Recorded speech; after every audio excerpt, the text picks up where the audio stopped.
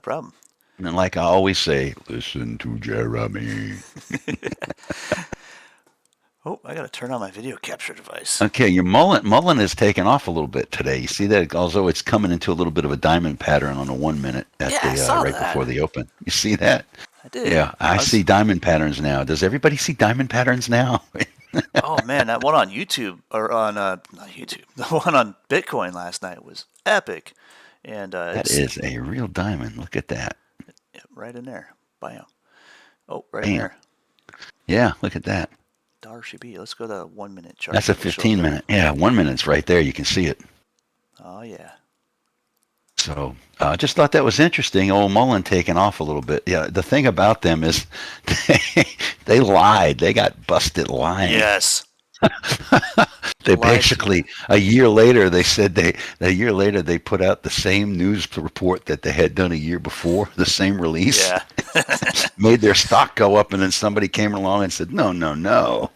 That was cute. Yeah. And they were way above $1 at that point. Oh yeah. Where the heck did my? Oh, I had it on a 5 minute maybe. Yeah, there it was. So I was looking at that diamond setup. I was able to go short at around I think it was about 19,190, somewhere in that neighborhood, and it tipped over last night finally. And the reason I went short is because this diamond right here came into a second diamond, but that was the old pop, and it didn't quite make it to resistance before rejection. So I was like, okay, well, let me see if this shakes out into compression, and sure enough, it did. It's like, okay, well, this is much more likely to be bearish at this point and be part of a measured move than anything.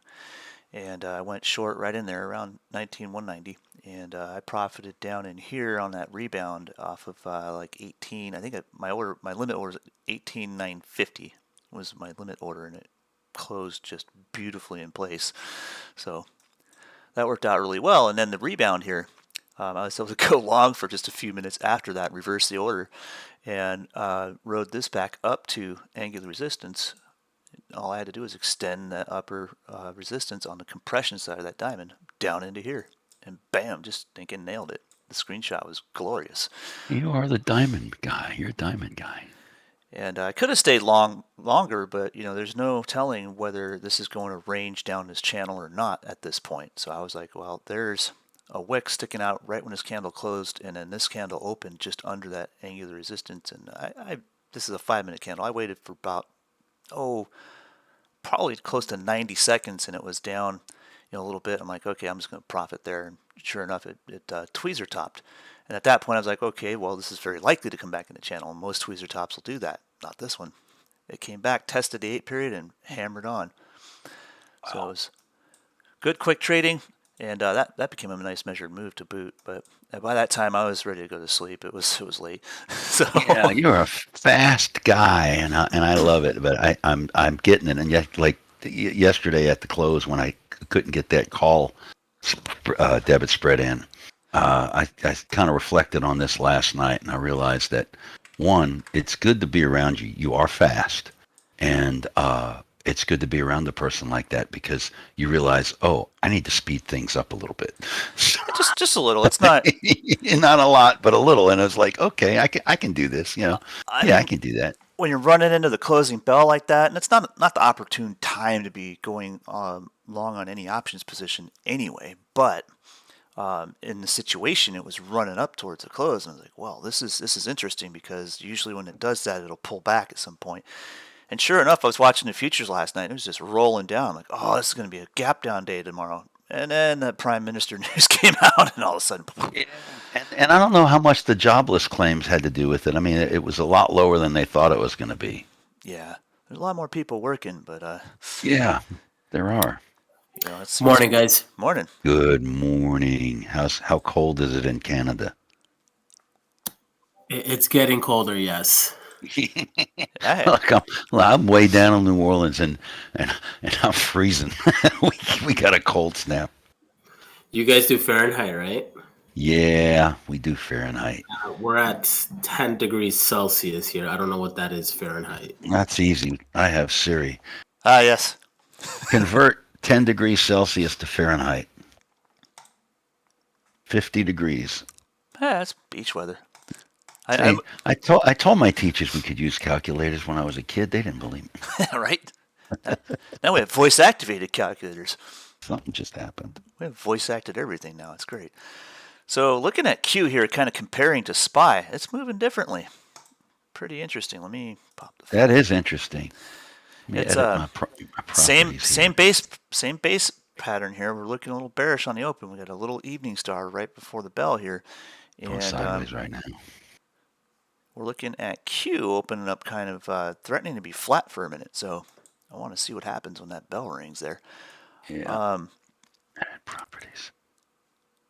We did have a slightly different curve as far as that rollover into the bearishness overnight in the futures, and I actually did take a couple orders around there. You remember I told you we're at the bottom of the profile, on the volume profile yesterday? Oh yeah. On that 2 hour? We wicked right into the bottom of that thing yesterday. Nice. Or that's where we were.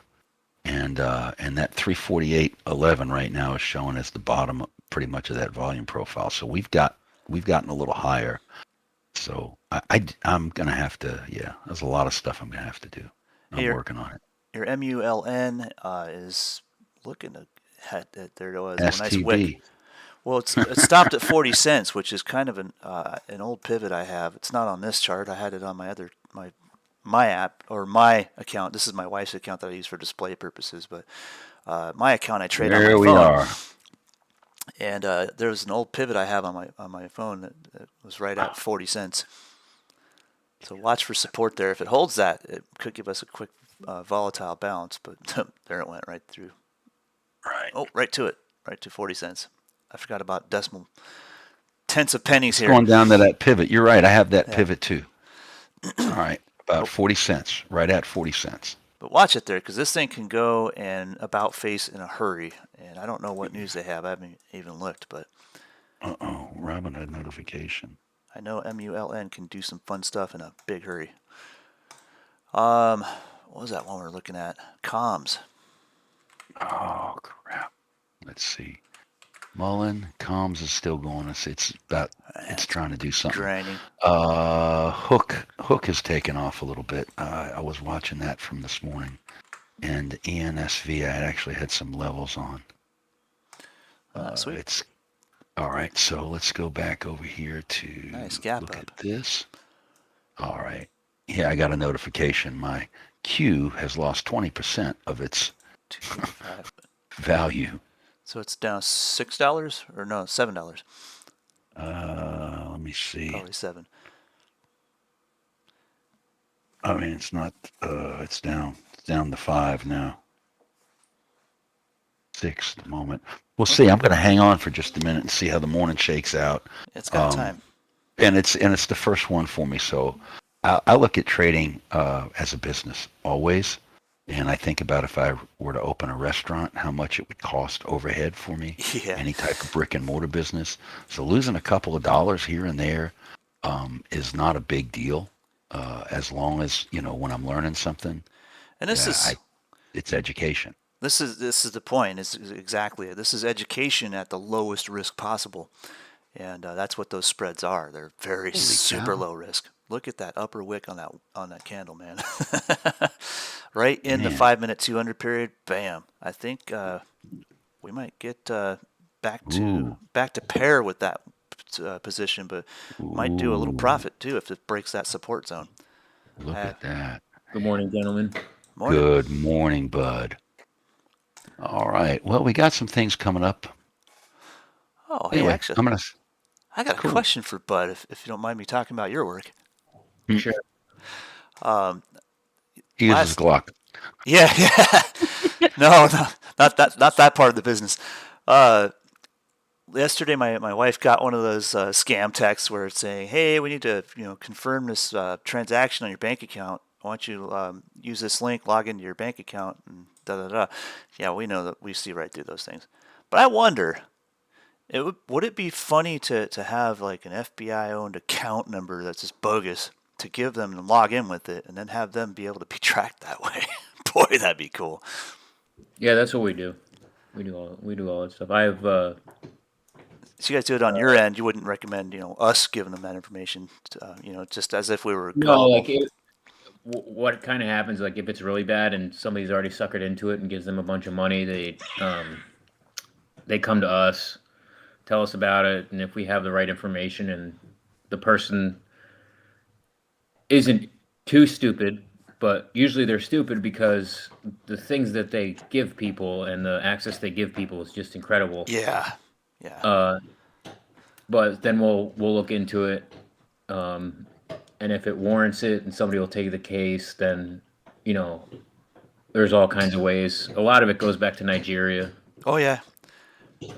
Nigeria. When I was in my 20s and 30s, like I'd go, Mullen. yeah, I see that. It's running to 45 now. It's 5-minute chart you got. I'd have like an ad up on Craigslist to sell a car or something, and I'd get like all these people say, "I'll pay more." Da da. You get the scams, and you can see right through them. I mean, if you have even an iota of intelligence, you can pick that off real quick. I mean, I grew up in neighborhoods where I developed that street smarts, where I see right through the BS, so to speak, and it's funny because I know that they're preying on the elderly and they might not know better or whatever. It's a horrible situation, but part of me, like for a while, I was like, man, if I was a millionaire, I would take such pride in just hopping on a jet, flying over to these guys' house, kick their door in, and beat the crap out of them right in front of everybody. Yeah, Don't tell them that. I'm just teasing, bud. That's all right. But yeah, Jeremy, guess who had earnings this morning? Aha. Yeah, American AAL. Airlines. Let's get to that real quick. But of Nice course, pop. yeah, but pre-market sucks because it shot up in pre-market and it completely sold off all the way down to 13.20. But I'm hoping it retraces back up to 14.40 so I can sell that call. It's about to get close. Let's see if this turns into a Bear. 2-bar. Let me see. Let me get the 3 Oh minute. my. All right. Look at that. We just broke that 367.93 on SPY.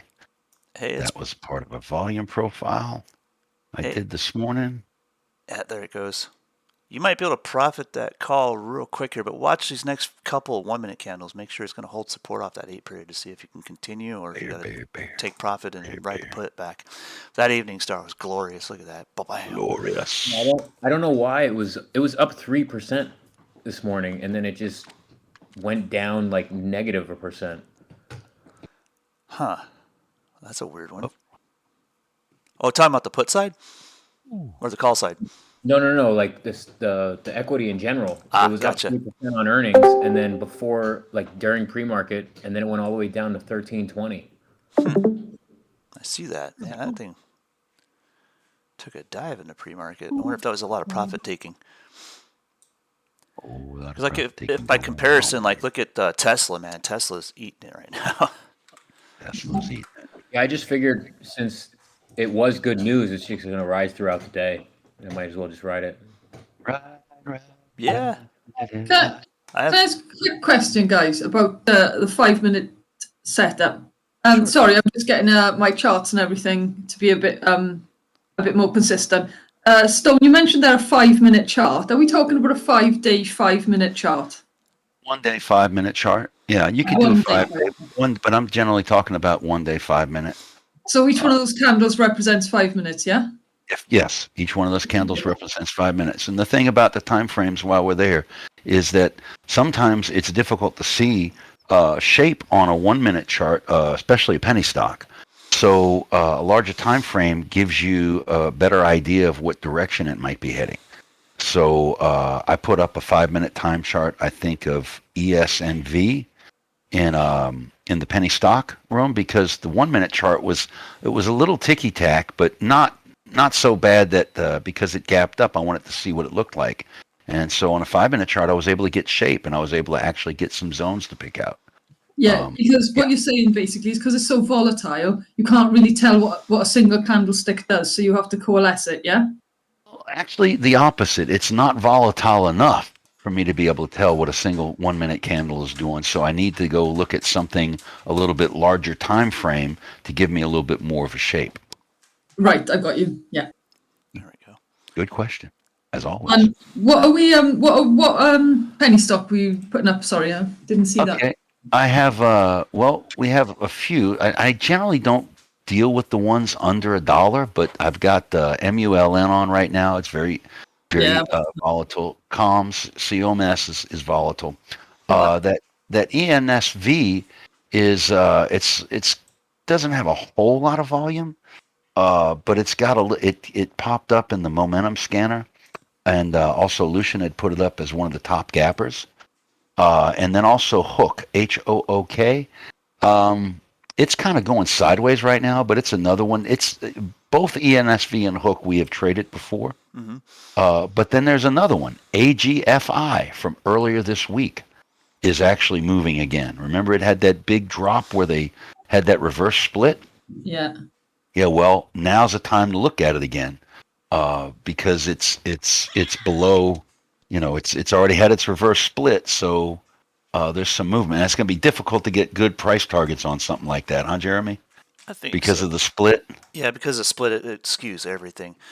But when you But you got some pre-market after hours you can go look at. right, and then what's cool about a split though is they always produce volatility and almost always produce a little dead cat bounce. So like everybody panics and gets rid of it, and then all of a sudden it pops off the bottom and buyers start coming in. It presents a good trade opportunity when you get those dead cat splits. And gosh, I remember reading like people would get in ahead of a dead cat or a split, be like, oh yeah, this thing's gonna take off tomorrow when they combine 20 shares to make one, and There you go. some other company or whatever, and people get in ahead of it the day before, and they think they're going to make a ton of profit, and all of a sudden everybody else panic sells. You see all the institutions dump it, but they do that on purpose. It's a liquidity thing, and then all of a sudden they'll catch it at the support level that they know is there, and it's a matter of just processing the math forward before the split, and knowing about where the price is going to be. And oftentimes I'll watch those because I'll pick up a dead cat bounce and scalp 20-30% off the bottom. Look at it. Put it up on your, if you don't mind, AGFI, and look at yesterday when it had that big decline, and now we're pushing back up. We just got back up to actually a previous VWAP at 262, and if you look at yesterday, HFY. then yeah, yesterday will give you some targets for today if it can reach those. Right. We go find the control bars on that 1 minute chart, and you can do it on a 5, but a 1 minute will be good, and you can find those peaks where it went down, and you can just tap off all of those peaks and say, well, it can go here, here, and there. I mean, that's the beauty of looking left. When something's, we're basically at the end of a descending wedge, which I like, because they usually break bullish, and that may give us a little bounce today. So that's a good one to keep an eye on. AGFI. Oh, definitely. FY. Pardon, yeah. FY. Yeah. Yeah, I got it. Thank you. And we know Y and I sometimes. Okay. Yep. It's a southern. No, I'm just kidding. It is a southern thing. You can go ahead and say it. I'm in the South, but I don't sound southern, man. I just don't sound it. No, Yes, you do. I do. little bit. Okay, a little bit. It comes out That's every a now and then. compliment. That I love the southern accent. Thank you. You got the But if- southern swagger. If I get yat, it comes out like I'm from the North or something. If I hang out with my brother and them. Gotta love all the different dialects in the same country. We I know, it's crazy. Yeah, because you didn't sound Virginian to me. No, Now I know. It's I don't sound Montanan California. either. No, you're Californian. Yeah, Still west. unfortunately. All right, that's pretty. I don't like there. to talk about it. I couldn't leave that state fast enough. Oh, I have some good friends over there you'd like. I do too. There's good people there, but it's like In fact, I you just, remind me of one of my friends who lives in what is it? Central Coast, Santa Maria. Santa Barbara. Whoa, no, Santa Maria. Santa Maria. Okay. Over there by Slow. okay, Stone. I'm gonna. The plan today then is to try and find patterns and to chart this Mulan. Is it Mulan I'm watching? No, AGFI. Sorry, AGFY. is to chart that up and look for patterns today and put paper trades on. Yeah, that's a good place to sort of start. A good place to start. Absolutely. Okay, all right. I think so. And the thing about now, one more thing about penny stocks is it's we tend to watch a lot of them at once. Hook's just STBing.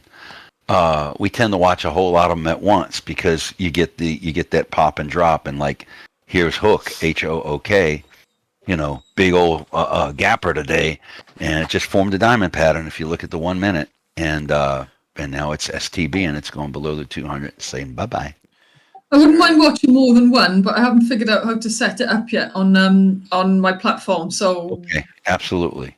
Well, once I do, AGFI, I'll start. and With there you go. And then if I see any more, I'll call them out. All right.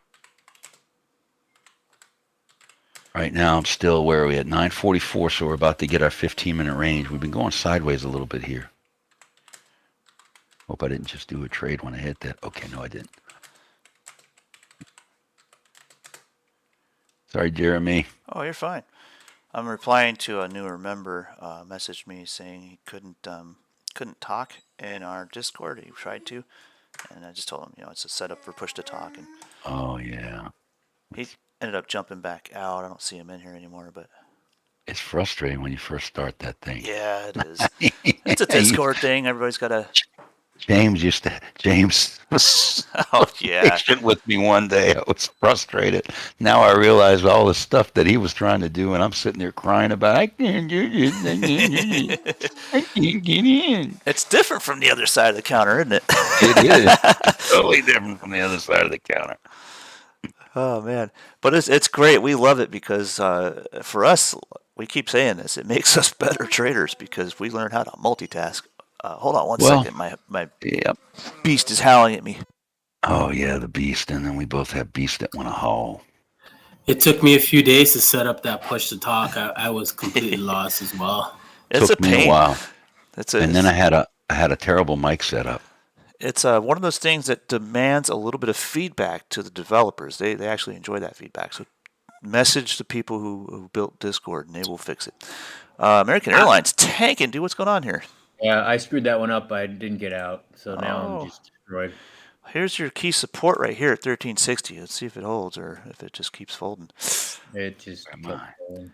Here we go. 1356. Come on, Q. What are you doing? Oh, look a little further left. That's a big old middle finger if it works right. It's got to break down right around 371.50 here. Hopefully, I'm gonna take the beast out real quick. I'll be right back. Beast. He's going to take the beast out. The beast. Ooh, yeah, I see that M top. I caught that nice little pull up. On the MES? Correct. You know what I missed? I missed that dang sell-off this morning. Every morning about 8:30, there's something happens. 8:30 market time. Something happens on the ES. I got to start getting up earlier. I see that. I'm hoping that's a V bottom in American Airlines. And Bud is like, you're the man. I'm sitting here thinking, I got to get up early. And I'm like, dang, he's in California. He is up early. Yeah, it sucks, but What time is it there? 6:51. Damn. Damn. Let me take this thing off my standard deviation. Off. Sometimes I'm getting to the point there where I don't like to have too many indicators on my lines. I mean, on my charts. It's amazing they had good earnings. Yeah, good earnings, and then it's like good news is bad. Die and then go up a little, think they're retracing to the earnings, and then completely die. Okay, it looks like we might be having a reversal here on SPY. Let's see. I say reversal because it was going down and now it's going up, which means my put debit spread's going to suck. I just realized I had my mute button on. Oh, you did it me. I did a Thank you. you. I was looking at Q. It's got a That was nice strong. megaphone opening up, and SPY's got that double bottom on the 5 minute. So we're kind of Bullish. bullish for the moment, but we're moving different directions here. Yeah, they are. Well, they're starting to look the same on a 1 minute though. Yeah, they do sync up on a 1 minute, but And IWM's going sideways, which is oh not. no, Sometimes it looks a little bit like the other guys too. actually, Ooh, yeah, ooh. beautiful What was evening that? star. They both have megaphones, Don't we but have Econ Q's, today? there was something coming out today. I don't I remember was what. trying to get to Sig's thing this morning because some things I need to, I'd message him, but he'd tell me to go do the research. So I wanted to get to, I hope you're listening, Sig. It says 10 o'clock exiting home sales. I don't know what that means. Oh yeah, Yeah. Existing home sales. Yeah. existing home sales. And leading indicators at 10. So your Yeah, AGFY existing here, home sales. that was easy price action right there. Even though it's just a wedge, that 200 period right there on a 1 minute chart, bounce right off, bam, just outside the wedge, and now we'll come back and test it for support. AGFI. And watch for a pullback Well, who here, looks like Hook sucks. and then a pop. American Airlines, I wish I could say the same for, but it's pulling back a little harder than I would expect. Yeah, unless I get a miracle here. I don't know. Thank God that the call has a November 4th expiration, I guess. It's got time. Oh, you do, don't you? Yeah, I got time. Comps popped. Would you just roll that over to the next expiration? Well, I should have gotten out at the top when Jeremy told me to and pocketed $15 and then rode the put back down And and then got another call at the bottom and then ride that and then basically just let the put wither out or I profit It, 3 times in a row and cancel it out. it's hard for me to be assertive like that. I for the position I'm in, I can't be a shot caller. I got to be like, I can suggest like, hey, I might consider profiting that here, or you might be able to take profit here. I can say stuff like that, but I'm not going to go and be like, yeah, get out here, buy here, sell there. I can't do that. But look at this little double bottom here. It's starting to shake into. Here's the 8 period push. So let's see if we get bullish again, and at least retrace back to like 1390. Yeah, I'm hoping the good earnings kind of carry it over the next few days. And it could very well. You've got lots of time on those contracts. Profit So. taking. Yeah, the put expires on the 28th. So if this does profit by the end of the week, I should probably get rid of the put. Excuse me, I'll be right back. If the call side does, yeah. However, this is looking more and more like it's going to range here. So daily can probably close a pullback down to like 1340, 1350. And then if it holds that level, we can probably see a trend out of that. So you've got enough time to shake a couple days off and see what you get. But it's looking like it wants to range and then pull back, and you might get a continuation out of that. What do you mean range and pullback? So like go back down to the 13s, then back up to the 1420s, then. Right. So you look at the key support and resistance zones, and I'll mark them in white so they stand out. Man, that cat is in heat again. Looking at the key support here from price action the other day, when it came through this, it was resistance. Now it was support. Wedge broke out here, went to the top of the range. You got that 1435 area. Here we are back at about key support. And if it holds here, it'll likely range back and into a continuation pattern somewhere in here. And this resistance up here, 13, let's move that up to 1340. 1340 is going to be your critical resistance. So if this is going to start trending from here, that's where you're going to look for your move. It's going to look for a consolidation in a range and then a breakout. So you got some time for that to shake out. After earnings, you get a couple days of chop like that typically. Here goes SPY to 370, man. How did I predict that? I scare myself sometimes. You scare me. Here's Scare me. here's Q running right to the top of that megaphone here, and this is where things are going to get interesting for Q, and I think SPY is probably in the same manner. It's a Well, we're going different. to see because SPY looks a little bullish right now. We had that, it's above the 15-minute open range, way above it. And we're coming up. The Globex high is 370.89. 369.81 was a volume profile I marked out earlier. And right now we bounced off of the one that was at 367.93. So it could be bullish. Well, Well, we'll see. Listen, we are bullish bears. You're a bear and I'm a bull. I got more bull in me than I thought. No comment, please. we're a well-rounded group. We've got yin and yang over here. Who are they? I don't see them. Where are they in the thing? In the mix. Blah blah blah. So I'm looking at a probable range expansion pattern here on SPY as well. Bam. It's a different shape than the one on Q. The one on Pivot. Q is descending. The one on SPY is ascending. So Ooh. Yeah, but VWAP on the 1 minute crossed over the 200. That looks very bullish. I'll have to see At where the it moment. breaks. Let's go to Yeah, let's see.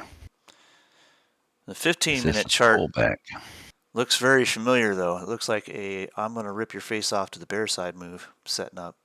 It's bullish for the moment. Oh, it's a megaphone. I see it now. We're at the top of the megaphone. Or is Yeah. that part of it? Yes. This We is see SPY. This is Q. expanding range. That's Yeah. SPY and Q.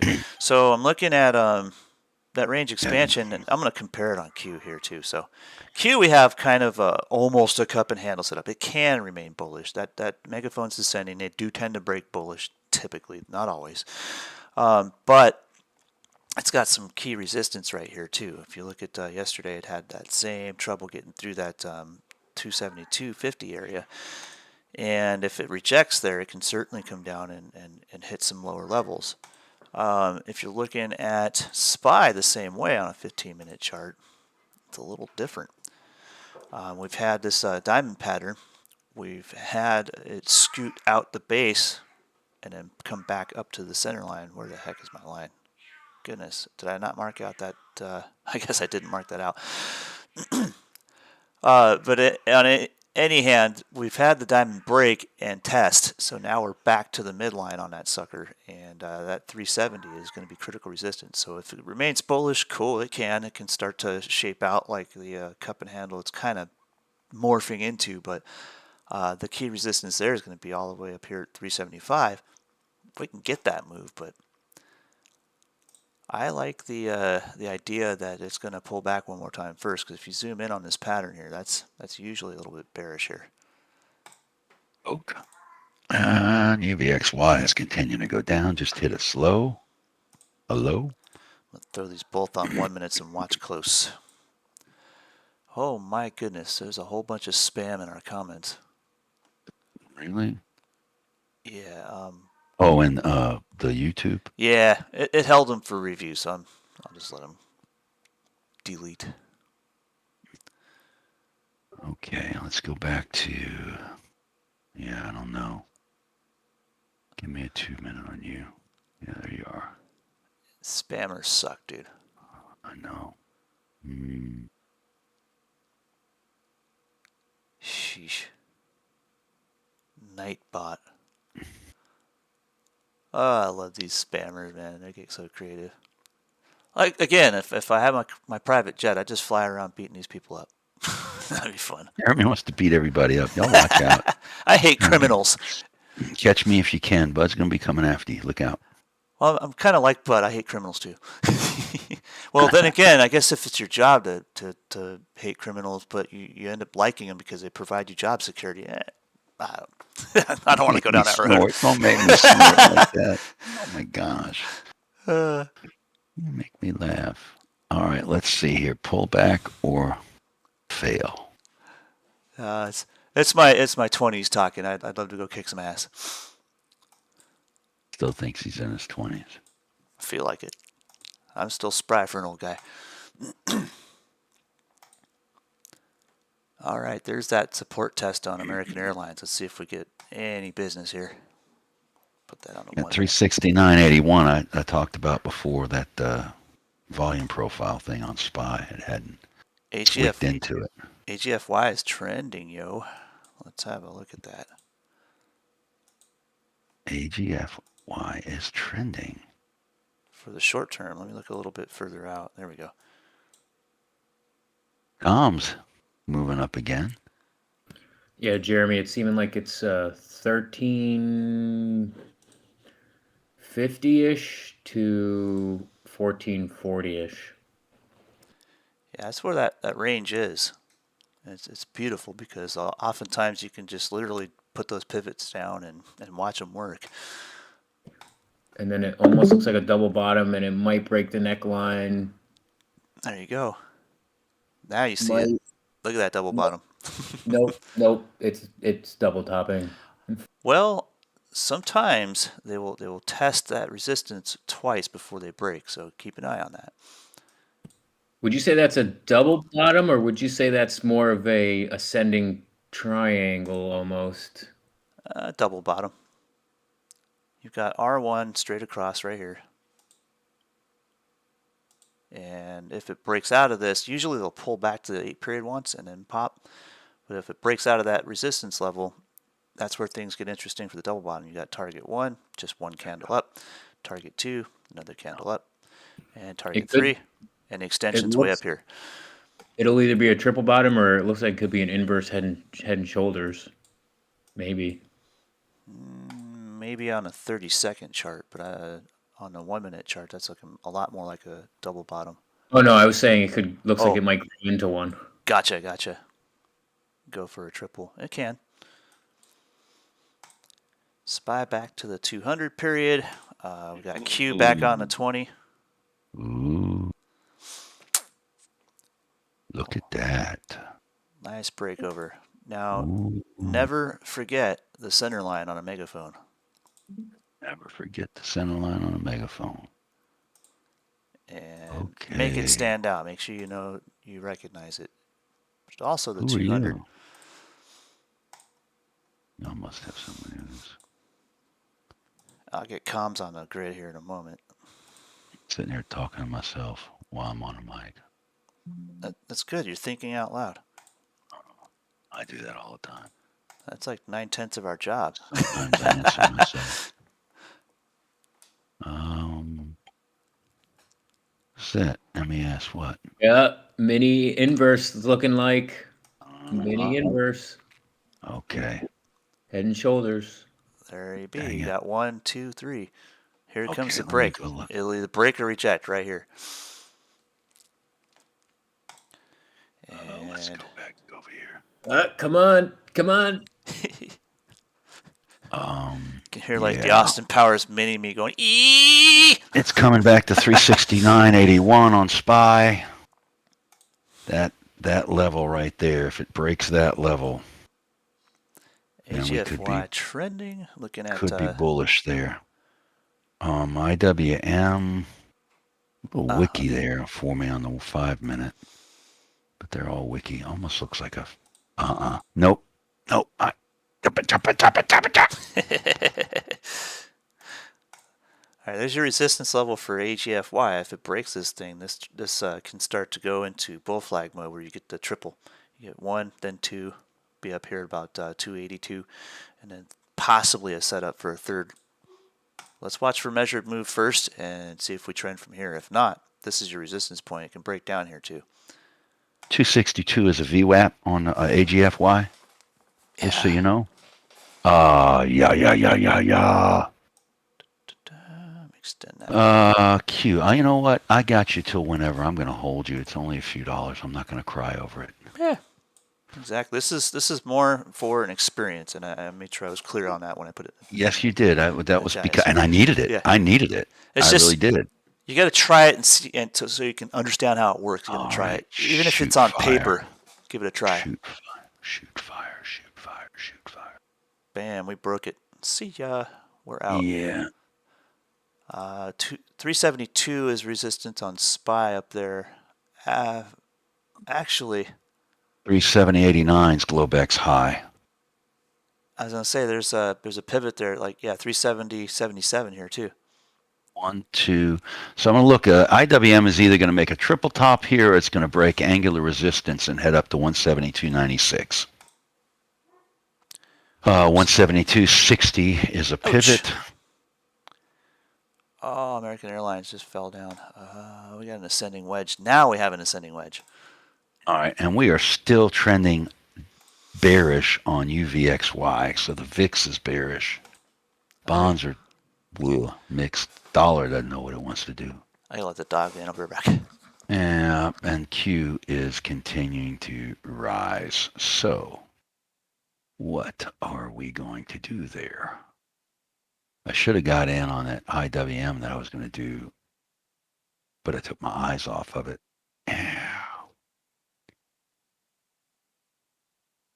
And what are you doing now? Bop, bop, bop, bop, bop. Give me, oh yeah, look at that. Those seismic jolts are really deep retracements that happen in the Woodies and the lower CCI. Mint Corgi asked me to do something on my Woodies soon, and I will. We might, if Scott, you're out there listening, if he shows up with us on Friday, we get him to do some of that too. He is real good at the Woodies and the lower CCI. That's where I learned it from. 172.26, 25. That pivot is 122, 172.50. Oh my, look at those big candles there. All right, beware of big bull bars at the end of a trend or bear bars. Pull back. Nope. Nope. Nope. Nope, nope, nope.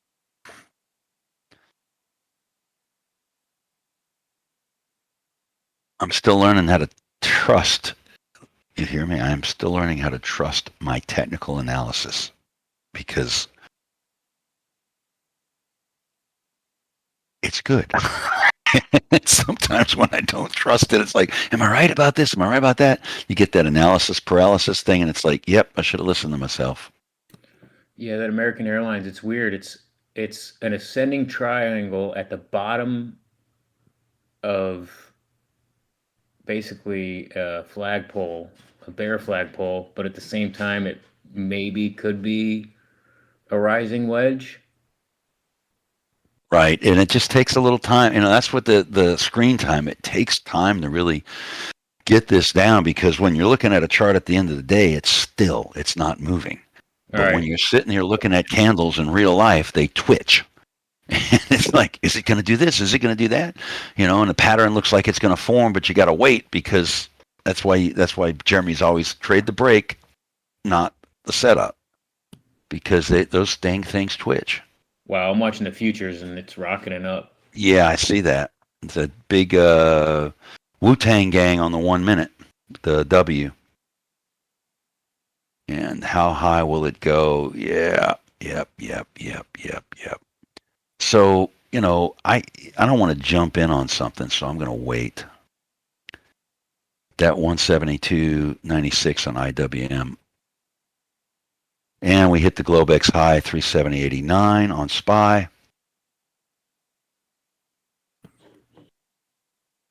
We might be trending. We haven't had a trend day in a while. Trend. What does trend day mean? Trend day means that price does, it trends in a direction and it continues. Like we're looking bullish right now, bull flags all the way up, bull flags all the way up. And that'll be a trend day. It'll look, let me go find one and I'll put it up in the post. Same thing, if it's a bearish trend day, it's the same thing. It trends bearish all day long. And so SPY has 20% of the time SPY will trend, or the ES will trend. And or SP, whatever. They're all the same, right? That's so that's like 1 day a week. Say again? I said it's so strange. It's so strange that the election's in 3 weeks and everything's starting to go up on nothing. Yeah, well, you know, people buy when stuff's low, right? And it drives price up. Yeah, So, American Airlines just finally it broke through that All right, now we're going to see what happens here. Do we get a pullback? No. Let me go find the trend day and I'll put it up in Discord real quick. Hey, Jeremy, what are you doing? I have my mute button on again. Sometimes you'll get these, and they look like a bearish measured move. Sometimes they'll hold support, and just bounce out of nowhere. So definitely be cautious with that if you're going to go short here. But there's no technical trend to continue as a bearish measured move here, so it can bounce here. You had the rise from the median, and we're looking at least a return to median. So look for a push to like 1382. If it can get there, cool. That's where you start to watch for your trend. But at the same time, treat this as if you're seeing a bear flag at the base of a technical measured move. So hang in there on AAL. It might just give you that pop. As far as SPY goes, there's a couple of areas here of interest, and we're just crossing one of them, that 370.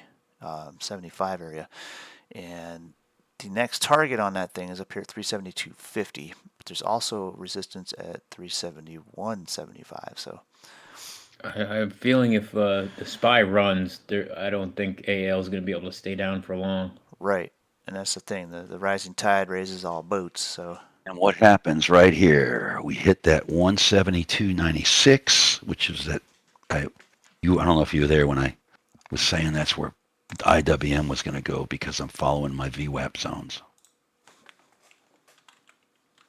All right, guys, I got to head out early today. Great, man. Have a great day. have a Be good one, safe man. out there. Go bust some bad guys for us. We need fewer of them. I'm trying. It's getting harder and harder in these liberal states. Oh gosh, I know. Man, Yeah. the whole world's crazy right now. Even the Jimmy. prime minister's resigning. I always tell my kids, I'm like, if we aren't strict parents with you, then that's what correctional facilities are for. So it shouldn't be the burden of the people to raise your children after adulthood. And I did prison ministry for years. It's not a nice place to be. no, And of course, I joked about it afterwards. I've been to prison. I'm not afraid to go back. yeah,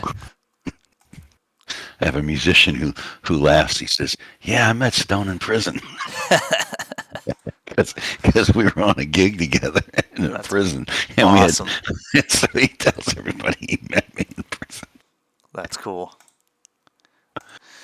Okay, this is a pullback, possibly. I showed Ricardo. I put a previous trend day on there. I just grabbed one real quick from SPY because that's what it looks like we're having right now. Yeah, dude, At the you got a big old megaphone on IWM here too. Uh-huh. Look at that sucker. Oi. Mm-hmm. Yeah. So We already Could took a be. measured move on SPY here. That's done right there. Let's see if it Yeah. gets further. well, it broke Globex high. Yeah. Yeah. And we're building off that 172.96 that I had there.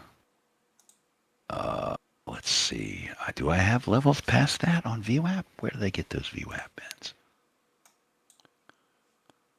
That is from 1019. So that's just no. Yeah. Okay.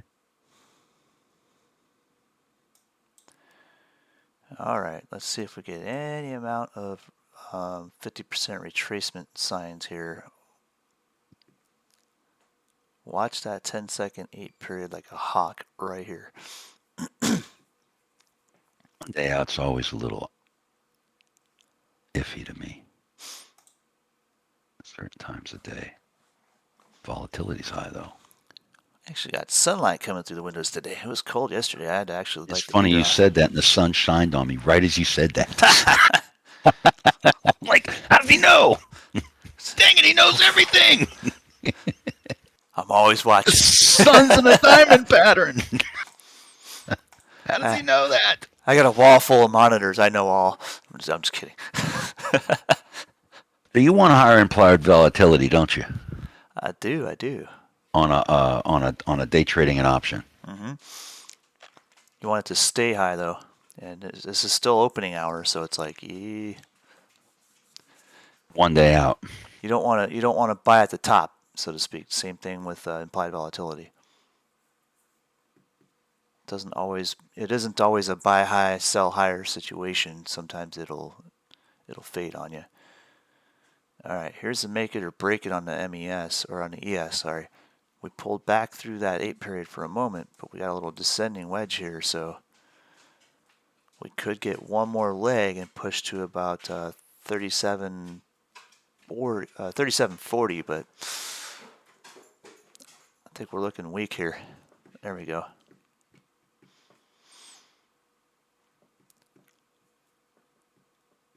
Short it. Sorry, I'm chanting There's to another myself. right there. You That's it. chant. I'm not calling the shots. So far, that's a nice trade in that control bar. The 10-second control bar I'm watching is from 10:09 and 20 seconds right here. We just nailed the base of it. And let's see if we cruise through that sucker to the next control bar, which is back here at 10:06:20. 10:06 and 20 seconds. Right there. Let's hit that with this. Yeah. Since you're doing that, I think that's the way to go. 2 channels. Back down to my 2 minute. And watch that American Airlines. We're testing that critical support area one more time, looks like. Okay, shot spots. Yep. Bam. Yep. Let's see what happens with you here. Just profited Yeah. that ES position perfectly, man. Look at that. Okay, watch your SPY now. On the 5 minute chart, it's I've got the that wick is right into the Globex high. So if it doesn't come back down here, it might continue on. Sometimes I feel like breaking my arm, patting myself on the back. That was a good trade. Breaking your arm, breaking your arm, breaking your arm. And Q. Dang, man, I just could not get that dadgum call debit spread in last night. Check on it though. See what it's at now, just to see how it moved and what it would do in adverse of your put side. Hang on a second. Let me tell Walmart yes to fill my prescription. Let me scroll up in the chat and I'll be able to call the strikes out on that one. Let's see. Call sign. Alrighty then. Let's see. It was the buy the 286, sell the 287. 10/26 expiration.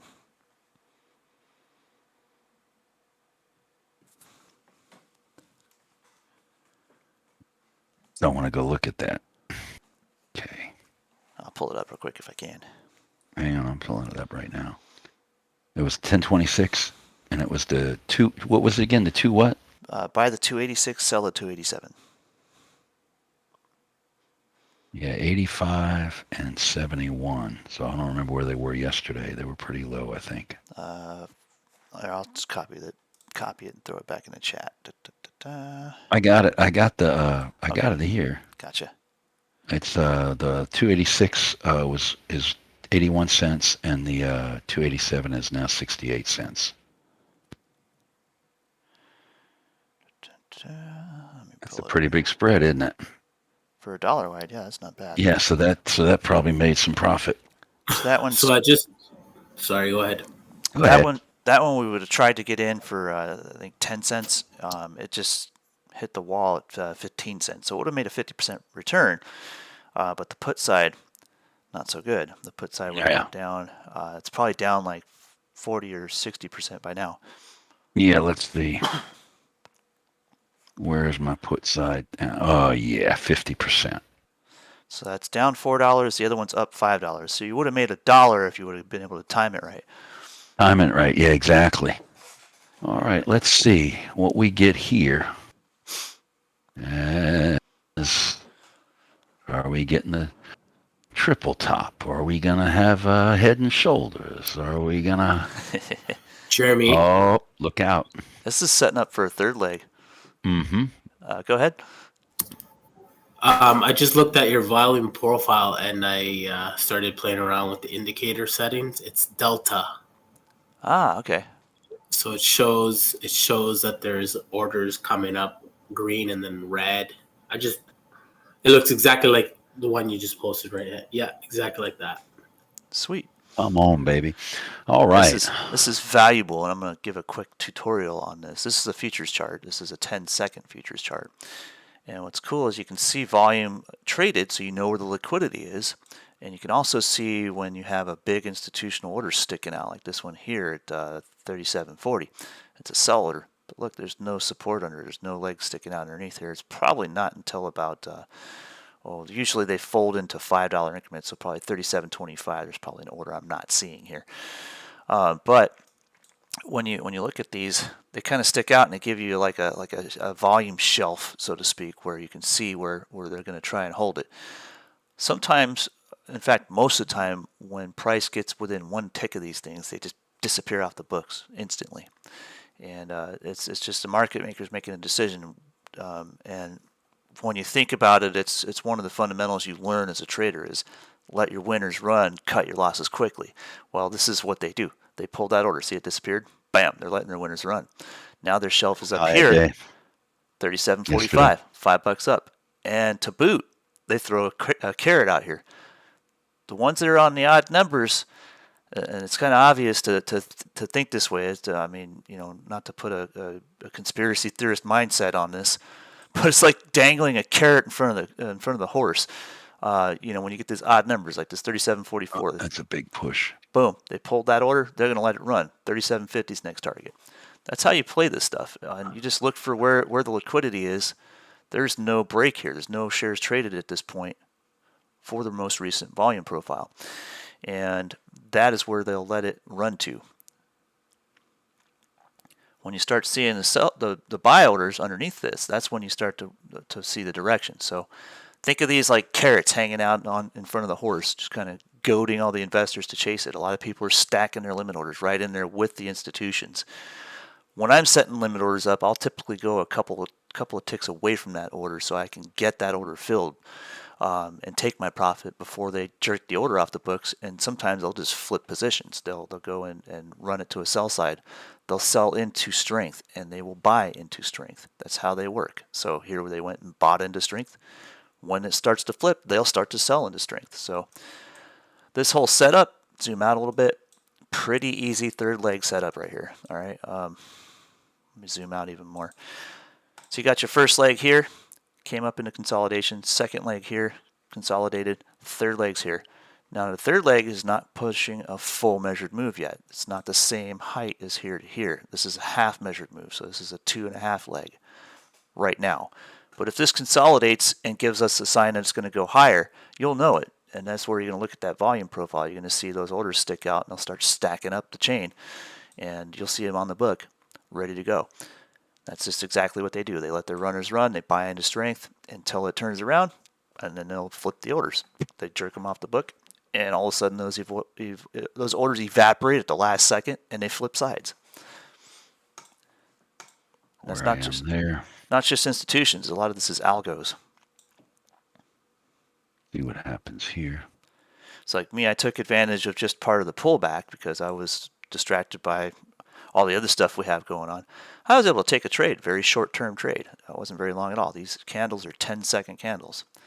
That duration was not very long. I mean, I closed it here at 10:14 and 40 seconds. That was opened here at 10:11 and 40 seconds. So, a 3-minute trade.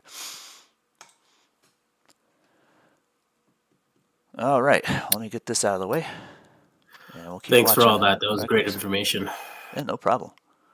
Good information. 373.30 is a previous high of day on SPY. It's wicked into it and hammered up into a previous volume profile at 372.47. So let's see what happens here. We got Q and SPY set the same pattern, 2.5 legs.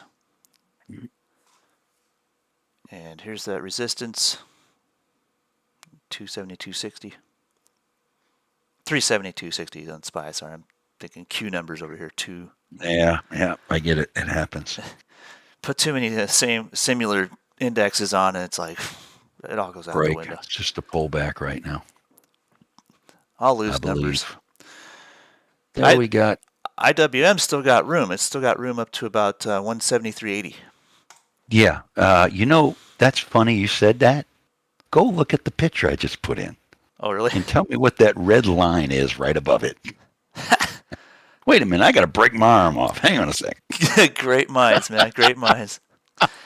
And here's the thing. I didn't have any lines. I glanced at the chart and knew You that glance number. at the chart. Yeah, that's good. that red, you know what that red line is? That's it. Let's look left. If you look at my charts, a red line is a VWAP. Ah, yes. Previous VWAP, and you see these suckers move between it. So I like that. We teach that too because that's an edge. There's a little bend, another bend up here. How cool is that? Oh yeah, and a lot of times you'll see sometimes you'll if you see like a control bar, if you look to the left of it a little bit, Oh, yeah. you'll see a VWAP bend. You'll see that it's sitting on a previous VWAP. Love that. James was right about that stuff, man. Oh, yeah. That's a But good. it's another pivot. Yeah, that's essentially it. It's a really useful tool. You could literally trade, and there's a lot of people who do. They trade with James. nothing but candles and VWAP. That's all they VWAP. need. That's what he's got that whole VWAP Boulevard thing. It was always complex. That was too Oh, yeah. complex for me. That was just too dang heady. And another, and Victoria's out there. She's got this skill too, of writing code. He was Yeah. another guy who could write lots of code. Yeah. And he and Creed and Sig, I find that those guys they trade differently, but they come to the same conclusion as basic price action traders come to, just a different way. And when you look at your chart long enough and you've got enough screen time behind it where you start recognizing this stuff, you'll be able to go. And like I just did a second ago, looked at the chart, had no lines there, knew where the number was. Right, Just exactly. at a glance. At a freaking glance. And that's where you guys are all going. You're going to get there. It just takes time, that's all, but you'll get there. It's the twitching of the candles live that gets you, and then the money is a equalizer. Oh, yes. And it when you start getting into a trade and you start sitting there thinking about, oh my God, I got real money in there. I've done that. I can't lose again. All that stuff hits you. And So- that's where the relaxed trading comes in. And it's funny. It takes me back. A lot of people would contend this statement I'm about to put out for you. Paper trade like it's not your money, and like you have absolutely no F's to give, so to speak, if you lose it all. Practice that. And people will tell you, oh, well, you can't do that in a realistic environment because you'll be taking your risk management way, way off the charts. You won't be trading with a standard risk management. But you got to remember, you're trading with money that you're not afraid to lose. You only ever invest money in the market, period, that you're willing to completely lose. So Capital. if you consider it that way and you're not so concerned about preservation of capital, even though that is your primary function is preservation of capital, cutting your losses quick and letting your winners run. The primary function here is to detach any emotion you have to that effect. So when you trade just the chart and you go paper trade, you start with the standard default amount, which is like 50,000, or some of them are 100,000, and 25,000. Just weird numbers. Like you wouldn't be a brand new trader and open an account with that kind of money. You're going to be like in the hundreds. So start your account, start paper trading with an amount that you would actually put in the market, but trade it like it's not yours, and then go and just trade the paper. So later on, go in and add money to it so that you can learn how to carry on the same management principle of a $100 account does not work for a $10,000 account, a $100,000 account. It doesn't work the same. Your risk parameters are going to change, and you have to adapt that with the amount of that account size. But if you go in with the fundamental of I don't need to curve that management, and I just need to trade the chart, everything else takes all the stress out of it. You're just trading the chart. And that's what you want. You want to be able to attain that ability to relax while you're trading. Yep. So like there was a time when I started trading with real money right off the bat. I threw $5 in an account just to prove I could be profitable to myself, and that was money like I didn't care. It was like I was going to spend it on a 6-pack of beer or a lottery ticket at the time anyway. So I was like, well, this is money I'm willing to lose. And that was, back then, still living paycheck to paycheck back then. I get into it, to a point where I realized that I didn't give a damn about the money, and all I did was trade the chart, and it worked for me. It worked for me in profound ways. I was able to compound positions into sizes that were unimaginable to me, having started with $5. So $5. you turn that into just a habit. You build your fundamental of trading in that as a habit. Now, when you start coming into a community like we are, and you've got a small account that you're learning how to trade and stuff, just realize that you need to first detach yourself from the amount of money in that account. And the ideal way to do that is to start really small and just trade the chart. If you blow that account up, you lose $100. Big deal. Move on. That's even people living paycheck to paycheck can do that once in a while and learn from it. That's the whole point. You're going to go back and learn from it. But if you start to get into price action to where you can be confident and you can just de-stress yourself and remove the attachment to money, trade the account as if it was not your money, it starts to make sense. Hey, if I'm trading this as if it's not my money and I have no disciplinary action is going to be taken on me if I lose this, it's just sort of there. I'm just trading a chart. It's a way to de-stress, but most people will tell you, no, you can't do that because that violates all your risk management. Risk management is life. It is. But if you can take that stress out of your mind, get away from that risk management to where you're just trading the chart, it changes you fundamentally as a trader. And you still have in the back of your mind a little idea about what kind of risk you're taking in the account. You can still function with that. That's okay. Just don't let it stress you. So long story short, I was starting out with real money, compounded, did really good. And then I started doing some paper trading for fun. And I was like, I still have screenshots of this.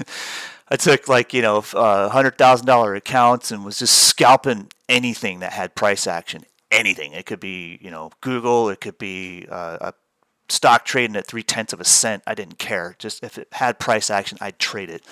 And you take a $100,000 account and in a week, you've turned it in a paper account, turn it into $1 billion account in a week, and just take a screenshot and be like, yeah, I did that, and just go show off and screw around with your friends or whatever, and be like, no way, come on now, couldn't do that with real money. That's the point. Is you detach yourself from money.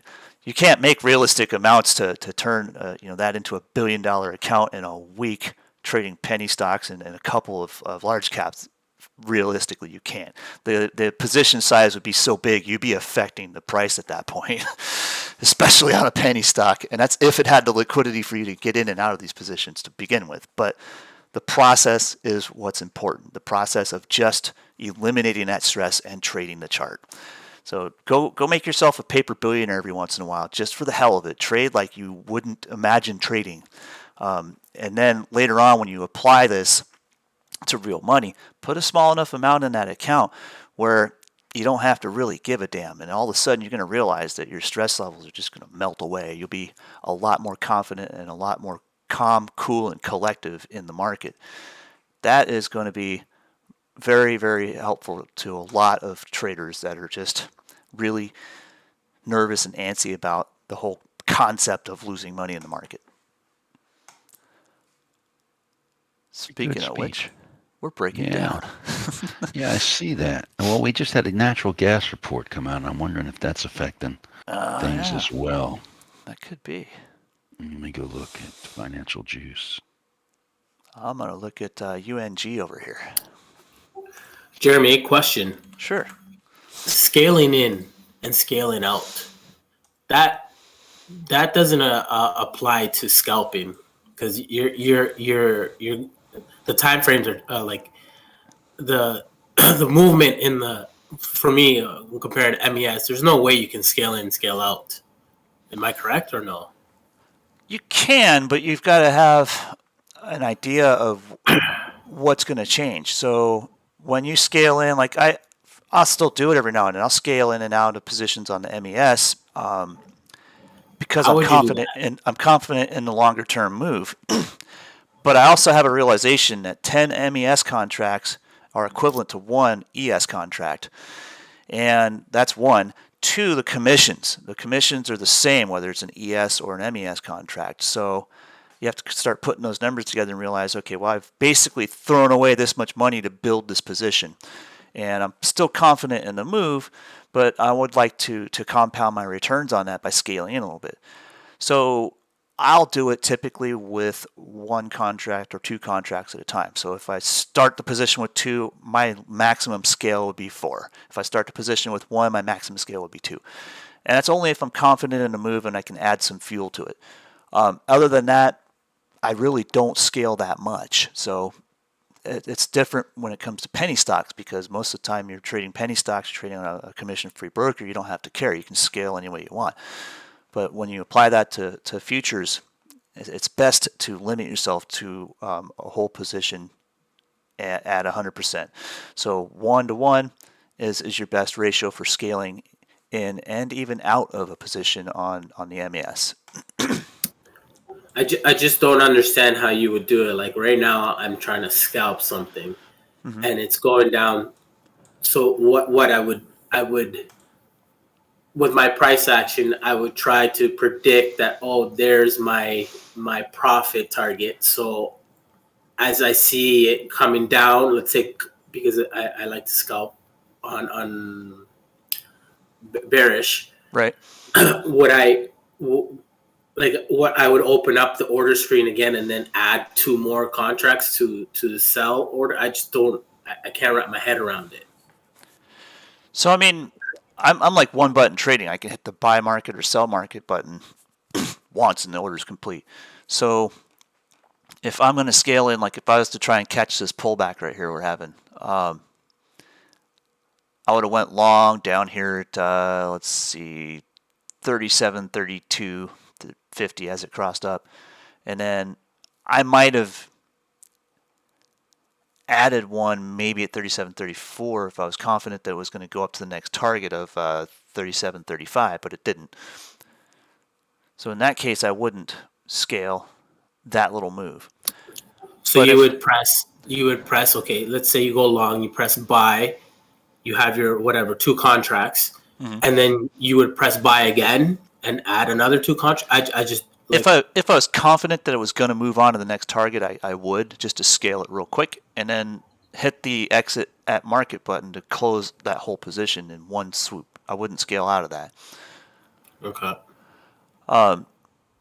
But looking at the long-term pattern, that's not something I typically do in this pullback. But I look left, if I was to ride down from that tweezer top up here at like 37.40, 375 there, if I was to get in short at like 37.42 on the break, and it rode down through that 20 period, on that next bar, I'd be confident adding at 37.39 as it crossed through, and I'd probably ride that to the next pause down there at like 37.35.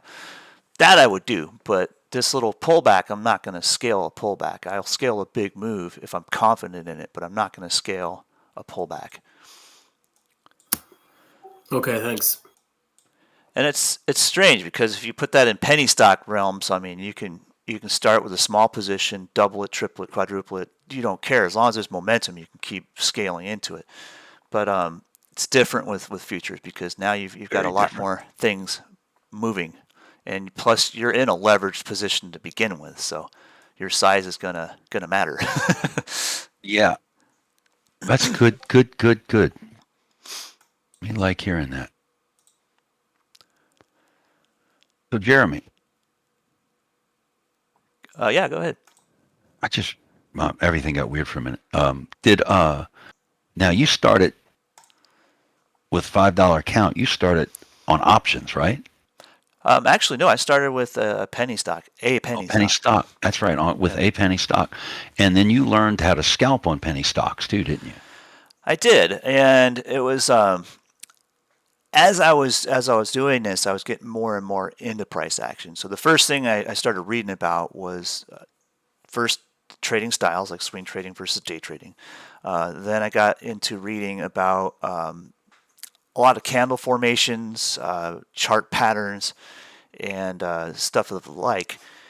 And you got to realize that I didn't have advanced charting back then. All I had was a line chart. So at that point, I literally was looking for penny stocks that moved more consistently than I was looking for penny stocks that had setups. So I was looking for consistent.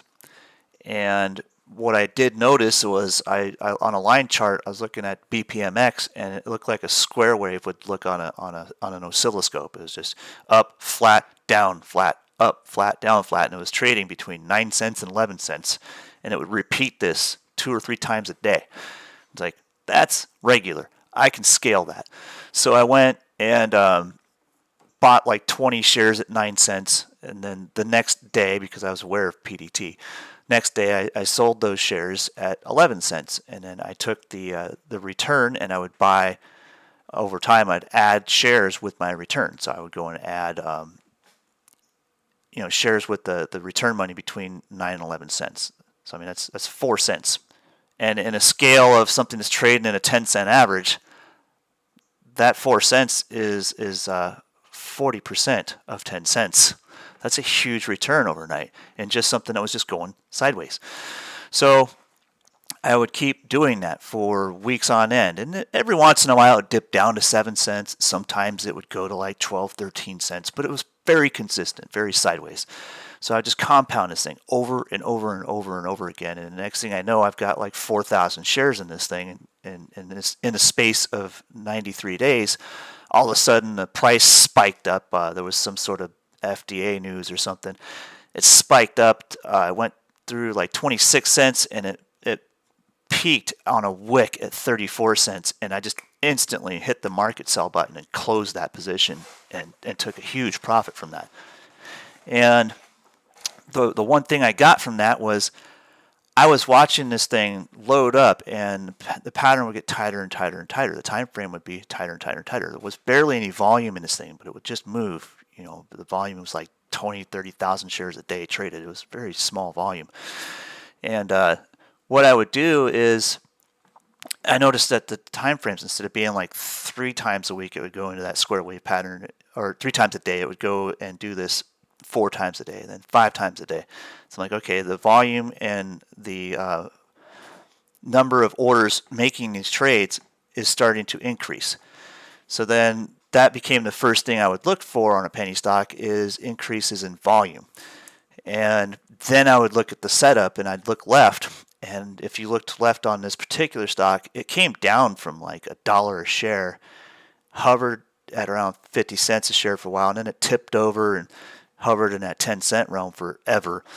But it had previous price action from a descending trend. And this is where I learned to draw my pivot points to control candles. But in a line chart, it's different. You look for little peaks and valleys and kind of put a line through the middle of them. And I couldn't draw on my chart then. It was just a Robinhood account, so I just have to use my imagination. Looks like we're turning over here. I'd have to know where those price levels were in my mind. Yeah, I went short right there real quick. Close that. Bam. Little pullback, probably up to about 37, 32 coming real quick. And then, I see AGFY is trying to move up again. It's at a VWAP right now. let me pause my story real quick. This is looking like a rounding top. This is looking like a bearish reversal. But be aware of these things. Sometimes they'll come down to a critical support point. They'll build, and then they blast out of there, and it makes another measured move. So a much bigger one. Be aware of that. This is the critical point, and I marked that out earlier, 370.70. I marked it at 370.77, but fair enough. Watch this level. And you're talking about SPY? Yeah. Yeah. Also, we're at the at that on my 5 minute, that one single moving average, which is about that area you said. And we broke the opening low on American Airlines. That's looking bearish. It's probably going to compete or complete a at least a half measure move, which is down here to 1334.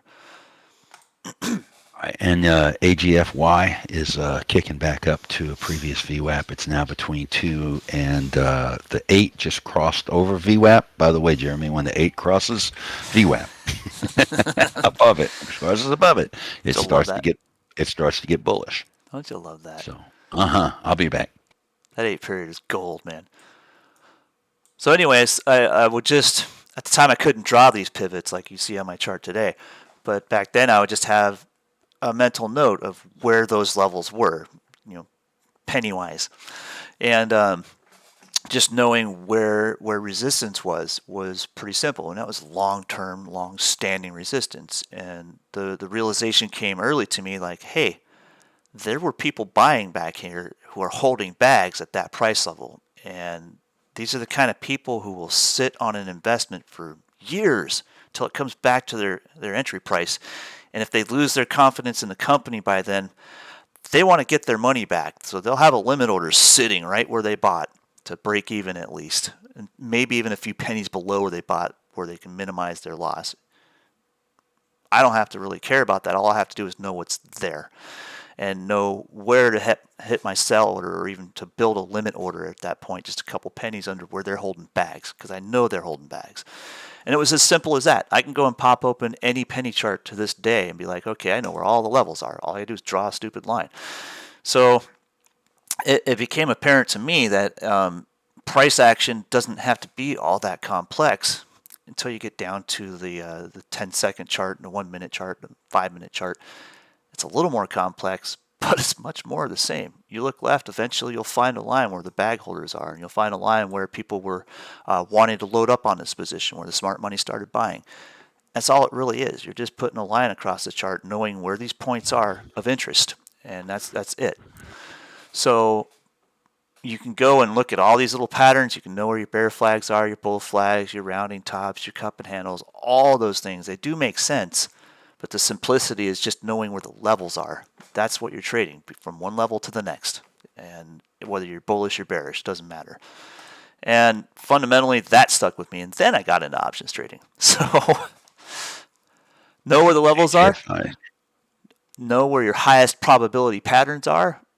Know where everything is likely to go. And run with it. It can be that simple. And then you're just literally trading the chart. And then, like I said, it's just a matter of getting all the moving parts. Get out there on that paper account and become a paper billionaire. It's a lot of fun, but the one thing you want to take away from it is don't ever trade your real account like that. But know that you just traded a chart. You ignored everything else. You took the stress out of it. That's what you take away from that. Oh, welcome. I got a comment on here. I'm so hyped to join your Discord. Well, we would love to welcome you. Come on in. We've got so much to offer at these really, really low prices that we charge. You would be blown away. Very, very low. And AGFI just broke angular resistance. I just put a little chart up in there.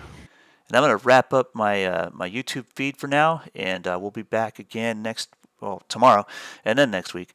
And look for me on money.net on Fridays too, if you're a member of that group, or if you check their YouTube channel. Sometimes they put my videos out on YouTube, and it's interesting how often they don't do that. But maybe I'm a person of interest to them, so I'm thinking that's a beginning of a beautiful relationship with us and them. And Creed's one of us anyway. Creed's one of us anyway. Creed comes from our ranks. Creed is now a hedge fund manager. He owns and operates a hedge fund, and he started. What was he doing before that? What was he doing before that? Hanging drywall. Hanging drywall. He went. Come on, everybody can learn how to do this, y'all. That's amazing. He went down the same path I'm on. I got some big shoes to fill, and he does it completely different than the way I do it. But the fundamentals are the same. The fundamentals are the same, or the foundation. Yeah. Started working hard, 40-hour, 50-hour weeks, paycheck to paycheck, the whole life. And then we eventually got into trading. We got good at it, and went to part-time work. Reduced those hours even more and more and more over time until we replaced that income and became traders. Here I am today. I'm at that point where I'm a trader now. And he was at that point, about 4 or 5 maybe 5 years ago, before I even started trading, and that's where he went. So he went and made life-changing money in the market, enough to open and operate his own hedge fund, and that's the kind of guy he is. He came from our ranks. I'm hot on his trail, believe me, and you guys can be too. Eventually, we do graduate people forward in this. If you start out and you get it, you start to understand how the market works and how to trade it, you become a moderator. Here's Stone. That's how he started. So I know. we pay it forward. I got hooked into this. We Jeremy learned- told me he was going to beat me up if I didn't do it. I did. I told him, like, look, dude, you got to become a moderator. You got to become a moderator. I'll beat you up if you don't. I'm going to come punch you in the face. That's right. I'm going to give you the Vulcan pinch. The Vulcan pinch. Look, speaking of the Vulcan pinch, you gotta you seeing, like you said, you had to be careful about that spot because we could bounce off. Well, we did. We bounced off of the pre-market high. Yeah. We actually went below it for a minute and hit the candlestick pattern on the 5 minute chart. If you look at that, where the pre-market high was, those 3 candles, we bounced off the top of those guys so far, hammered into it, and hammered right into the 15, into that single moving average. So, we're curling back up. We'll see if it can continue, and if it does, that might go sideways. Might go sideways and accumulate here. It can break down and retrace here. The other idea is this can become a setup for a measured move. You get base to peak, back to median of peak. So your breakout you're going to look for is going to be about 371.50, 60 area, somewhere in there. That's where you're looking for your breakout for this to become a potential measured move. And a half move would take it, let's see here, we got, let's round it to the whole dollar, 369 to 371. It's like a $2.5 bill. So from here, that would put us up to, let's say it breaks 372. So looking at 374 would be about a good target. That fits right because our pivot's right there. And 374 becomes a half measured move. A full measured move would be obviously the whole bigger part of it, and you can go up to about 375, 376 if this starts to trend and set up like first leg, second leg. Even though we've had legs in between, we got 1, 2, 2.5. We pulled back to the base of 2, and this is where we can set up a measured move for the day to close between 374 and 376 would be a good neighborhood. You don't have to be dead on with your price points if you're trading on momentum anyway.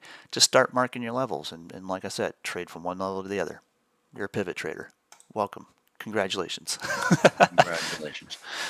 You still on YouTube? You already left it. I'm about to sign off right now. So we'll see you guys tomorrow on YouTube. And I ran a little long today, but I had a lot to say. And like I said, check us out, like us, subscribe, hit the bell. Get your notifications when we put something new out, because we're doing this every day, and we're adding more and more other content every day as well as. And we'll be live today. Yeah, educational. Later pieces. on this afternoon. Yes, we'll be live in our Discord channel. We're typically live twice a day. We'll run up to 11:30, 12 o'clock. Go take a lunch, come back, and then hit the power hour, or sometimes 2 o'clock, depending on the market. No, we'll be back this afternoon with you, me, and Devin. Oh yeah, that's right. That too. Yeah, we'll be back on YouTube this afternoon. That's right. Yeah, we'll be live. So we're getting away from editing and condensing and going into all that work to produce a second release of that on the weekend. We're just going to go and straight do it live. So you can take it at that. We'll keep it, probably short, between 30 minutes, 45 minutes or so. But we're just going to get out there and kind of share our experience with the week, our trading, kind of blow off some steam, so to speak. And then we'll start getting into some technical stuff. And we always drop wisdom in those. So check us out live later on today. We'll be up around somewhere between 4:30, 4:45. We haven't set a schedule in stone yet, so to speak. But we try to be on there. But if you hit that, that bell, you'll get a notification anyway. You'll know when we're live. But for some of you guys on the East Coast, you could be like driving home from work or something like that. You can listen to that in the background, or if you catch it, you can replay it later. Whatever. It becomes a a point where we focus on going back and forth with our witty banter and kind of breaking down the market, our experience in the market for the week. And we do some technical analysis, drop some knowledge in there. And essentially, it's great, even if you can't watch the video, just put it on in the sound system in your car on your drive home and just check us out. Listen to us like we're some kind of podcast or something. So anyway, we'll see you guys later out there on YouTube. Have a wonderful afternoon. Had a question on here. Is PDT Canadian 2? I believe so. That is the one market that tries to do that, but I know Europe doesn't have PDT, I don't think. PDT, I don't think it's in Canada. No Canada? Oh, nice. So it isn't in Canada. Good deal. It's not in Europe either, but if you're trading on American accounts, you still hit up for it, I think. Is that the daily trading limit, yeah? Yeah. I got hit with it, and we don't have PDT in the UK, but I still got hit with it. Well, So beware. if you're trading on an American account, okay. Yeah, that so- you'll have to deal with, but Yeah. if you're trading on a European account or a Canadian account, probably not. Like, what do you mean, American account? Like, Well, Webull? Well, Something like that? I'm trading on Tastyworks, so I've got a Tastyworks Right. account in dollars. So even though I'm based in the UK, I've also got a W-810 form, so I pay American tax. I don't know if that's got anything to do with it. But PDT, I got hit with an email saying, "Oh, you can only do so many trades in a day from my Tastyworks account." So even though I'm in the UK, I think if your account is based in the States, you still have to abide by those rules. That Right. sucks. because you're on an American broker. It's where the broker. Yeah, exactly. And you're trading on American markets as well. Yeah. Oh, okay. I didn't know that. Yeah, so if it's an overseas broker or an off continent broker, so to speak, those would be fine. And then That's what that one guy does. He trades offshore. the weird thing is like Webull, like you see on my display here. Webull is a Chinese company, but they are the clearinghouse that operates them is through Apex, and they are a U.S. brokerage. Apex is it's a clearinghouse, and they have to abide by those PDT rules. So even though the company is owned by another country's entity, it still has to abide by U.S. rules because it has to transfer. All of these transactions take place on the U.S. market, and it's based from the U.S. market, so it has to follow U.S. market rules. So You can trade paper on Webull here in Canada, but if you want to do real money, you can't use Webull. yeah, unfortunately, Webull is not going to trade in Canada. Although from what I understand, they are working on that. They're working to clear the red tape, so to speak, to go live in both Europe and in Canada. So see how it goes. One of our more recent affiliates who we're working stuff out with, and we will finalize this once we go live with our updated website. To drag this on even further on YouTube, TradeStation, and I don't believe they are available in Canada just yet fully, but they're working on that. But they are available in Europe, so that's something we'll get some deals on them too. So check that out. Questrade or Ameritrade better in Canada? That I couldn't tell you, but I do have a guy here in the background who is in Canada.